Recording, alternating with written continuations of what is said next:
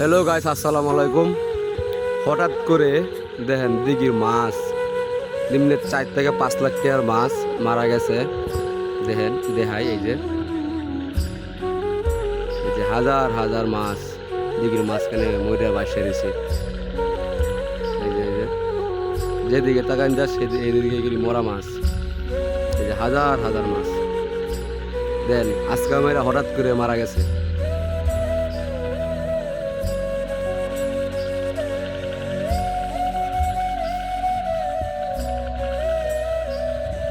অনেক মানুষ কারে করে দেখতেছে। দেখেন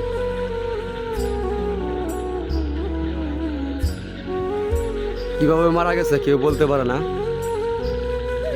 এইভাবে মাছ মরতে আমি কখনো দেখি নাই। হাজার হাজার মাছ মারা গেছে।